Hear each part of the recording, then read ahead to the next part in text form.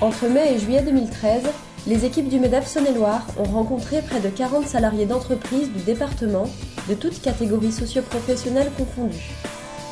Tous ont répondu aux mêmes questions sur le sujet tabou qu'est le handicap. Ce recueil de témoignages est ce film de paroles. Des paroles honnêtes, diverses et authentiques, pour regarder en face, sans préjugés, ce que nous pensons tous du handicap aujourd'hui.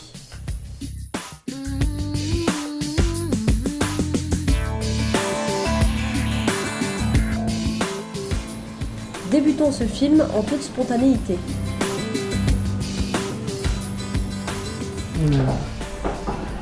Aux personnes qui sont handicapées comme moi ou plus handicapées que moi, il y a toutes sortes d'handicapés. Handicap, je pense à... Dans un fauteuil, avec des cannes. L'image concrète, je vois un fauteuil roulant, très clairement. Fauteuil roulant. Chaise roulante, fauteuil roulant, oui. Ouais. Alors comme ça, je pense tout de suite à fauteuil roulant. La première image qui nous vient, c'est une personne en fauteuil roulant. Comme tout le monde, fauteuil roulant. Donc il lui manque un bras, ou il lui manque quelque chose, ou il lui manque une jambe, ou il est en fauteuil roulant, forcément, là, je pense qu'il est handicapé. Alors comment je me représente une personne handicapée C'est dur comme question, comment représenter ça se voit pas spécialement. Et des personnes entre guillemets différentes de nous, quoi. Personne qui se trouve en difficulté dans les gestes de la vie courante ou dans les gestes d'une vie professionnelle. Je pense à quelqu'un qui a besoin d'aide. Je n'ai pas d'image concrète, c'est très différent, il y a tellement de diversité, je n'ai pas d'image concrète. Bon, il y a les handicapés lourds et puis les handicapés légers, on peut dire. Il y a des personnes handicapées pour lesquelles le handicap se voit, d'autres pas. On va avoir après tout ce qui est handicap non visible, où on va retrouver le boulanger qui est allergique à la farine. Problème de hanche ou problème auditif, au niveau du langage. Problème de dos, problème carpien et puis... Ça peut être la surdité, ça peut être des allergies, ça peut être la dyslexie, ça peut être... Celui qui a des difficultés à discuter, tant qu'on ne sera pas en communication avec lui, on ne pourra pas se rendre compte. Les patients dialysés sont en situation de handicap, voilà. Je crois que l'alcoolisme doit être considéré comme handicap également. Donc alcoolisme. Peut-être le diabète ou un truc comme ça, des fois. Ouais, éventuellement, ouais. Handicap, ce sera plutôt les défaillances mentales, peut-être. Bon. Après, sur le handicap psychique, alors j'irais plutôt vers la trisomie. Les psychoses, la schizophrénie, les troubles du comportement. Et de la dépression. Handicap à quoi je pense? À différence? À restriction. Adaptation. À diminution. Aménagement de poste. À autonomie. Difficulté à trouver du travail. Mais en fait, que sait-on véritablement du handicap? Essayons des questions simples pour voir.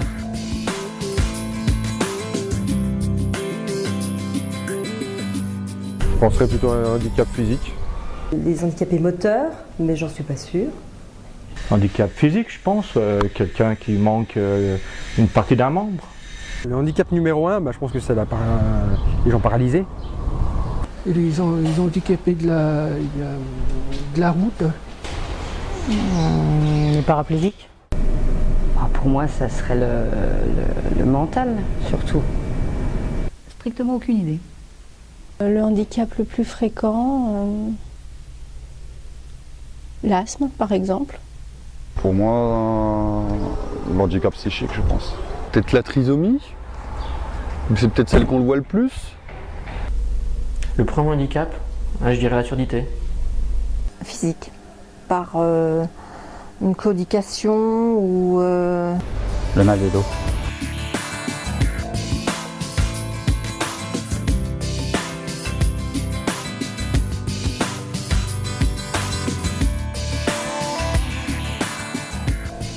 ça fait beaucoup de personnes.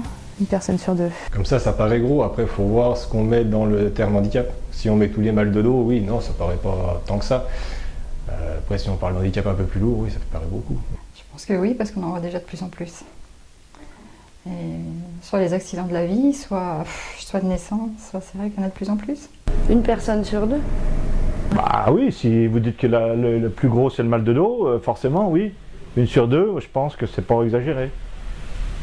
Dès qu'on se blesse, dès qu'on se fait mal quelque part, enfin, on est handicapé pendant un certain temps. Une personne sur 2, oui, je pense que oui, à travers toutes les pathologies qu'on peut développer, les accidents qu'on peut avoir au cours de la vie. Je pense que c'est vrai. Je pense que c'est vrai parce qu'aujourd'hui il y a beaucoup de handicaps. Ça me paraît énorme, ça me paraît surprenant, mais pourquoi pas finalement? Ça me paraît énorme, ouais. Ça me paraît très énorme, ouais. J'aurais dit 1 sur 10, mais 1 sur 2, non.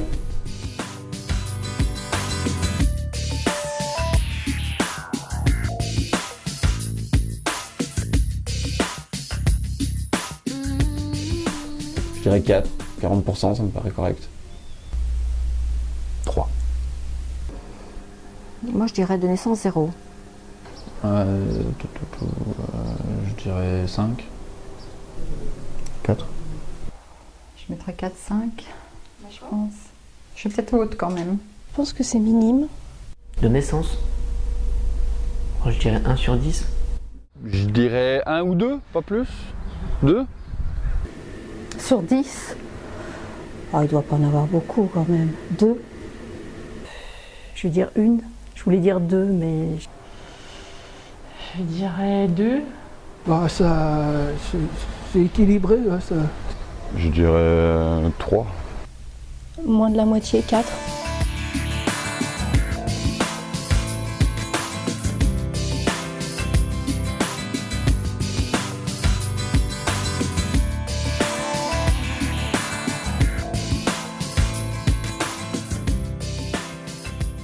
Au travers de ce film, nous avons pu constater que les connaissances et les représentations de chacun étaient différentes. S'impose alors une question évidente.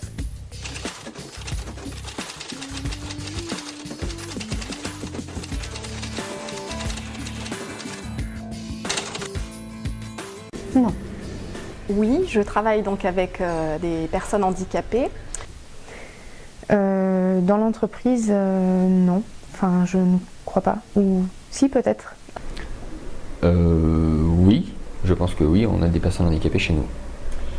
Ici, non. Je suis le seul handicapé ici. Non, je ne travaille pas avec des travailleurs handicapés au sein de mon équipe en l'occurrence. Ou alors, je ne suis pas informée. Sur ce plateau-là, en l'occurrence, je ne travaille pas avec des personnes handicapées, mais j'ai travaillé avec des personnes handicapées sur d'autres plateaux et je côtoie, oui, des personnes handicapées sans entreprise. Pour moi, il n'y a pas plus de défauts chez un handicapé que chez un être valide. Après, c'est très subjectif. Le fait de ne pas égaler quand même les personnes valides, ça les frustre et ils se révolteraient peut-être plus facilement.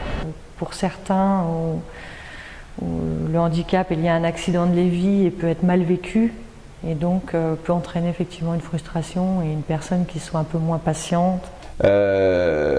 C'est pas très beau ce que je vais dire, mais exactement, pour moi c'est à peu près les mêmes que les personnes âgées. C'est qu'on en arrive à un point où c'est pas parce qu'elles sont handicapées qu'on leur doit tout et qu'elles veulent être considérées comme tout le monde. Donc à un moment donné il faut assumer et il faut se mettre au même niveau que tout le monde, handicap ou pas.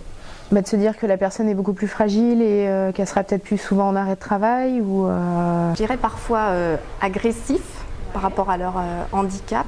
Je pense que, comme tout le monde, il y a pour le moment des gens sympas et des gens moins sympas. Et genre, voilà, je pense que là, c'est pas lié au handicap, hein, c'est lié à la personne.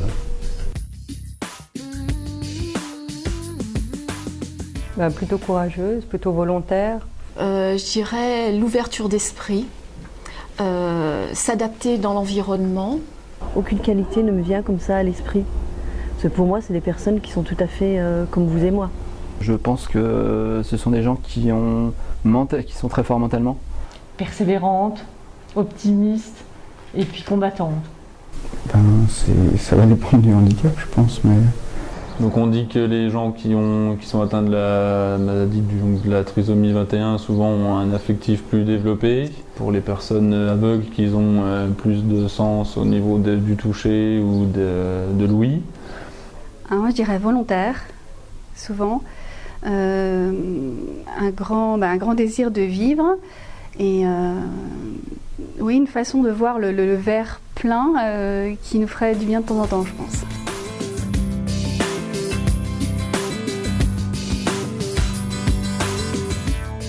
C'est le matériel adéquat pour qu'ils puissent travailler en fait. Le former, une formation. Les outils aussi pour aider la personne handicapée. Et que voilà, qu'il y a un bon suivi, je pense qu'il faudrait un bon suivi derrière, quoi, même après l'embauche. À tous les moyens possibles.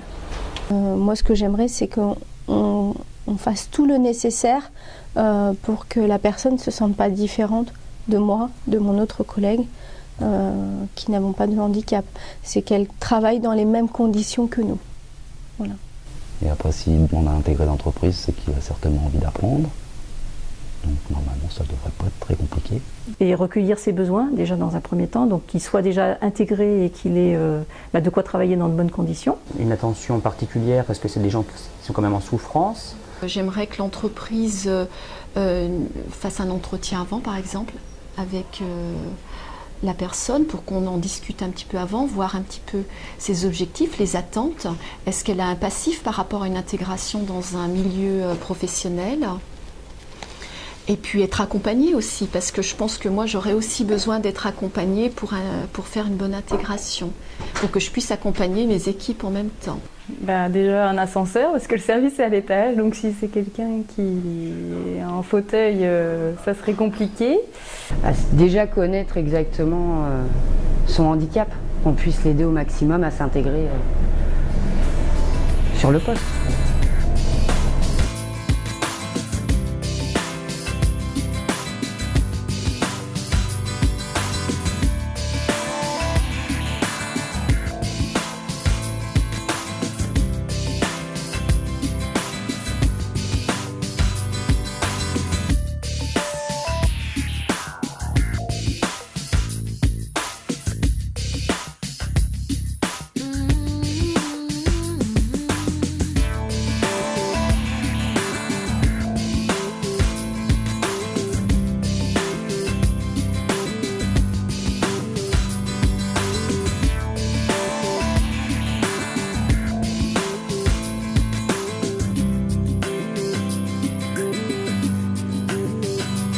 La communication, le respect de beaucoup de choses. Ce qui manque dans le monde, c'est la compréhension. Il faudrait que les gens comprennent le handicap des autres et ne le montrent pas forcément que du doigt. Si on faisait un peu plus confiance à ces personnes, ça marcherait encore mieux. J'ai bien l'impression que ça fonctionne, moi, aujourd'hui. Aucune idée. Joker. Je pense que les recruteurs devraient prendre le temps quand même de recevoir des personnes handicapées. Je pense que ça doit venir une motivation des entreprises. Je dirais pas les moyens, parce que je pense que quand on peut, on les trouve, les moyens, mais c'est plutôt de l'implication de chacun d'entre nous. Pour que ça fonctionne bien, il faut que les entreprises soient obligées d'employer des personnes handicapées via des taxes plus importantes, et que finalement ça vaille mieux le coup d'aménager ces postes de travail plutôt que de payer des amendes. Peut-être toujours davantage de communication, peut-être travailler sur cette différence qui finalement est complémentaire et qui est plutôt une forme de richesse que de risque, de ralentissement. Ou... Il y a pas mal encore du boulot à faire avec les handicapés. Qu'est-ce qui manque pour que ça fonctionne ? Je pense qu'il ne manque pas grand-chose, parce que je pense que, en tout cas pour des moyennes et surtout grandes entreprises, les moyens sont mis en œuvre. Je garde vraiment les TPE, parce que je pense que les TPE sont bien loin de leurs soucis quotidiens, le handicap, et que là pour le coup, c'est l'impression que j'ai, qui est peut-être vraie ou pas, mais je pense qu'il y a effectivement peut-être plus de chômeurs en situation de handicap, et que parmi eux, je pense qu'il y a un manque de qualification, un manque de formation qui est important, et j'ai plutôt l'impression que c'est ça qui leur ferme les portes plus que leur handicap aujourd'hui. Les entrepreneurs jouent le jeu. simplement.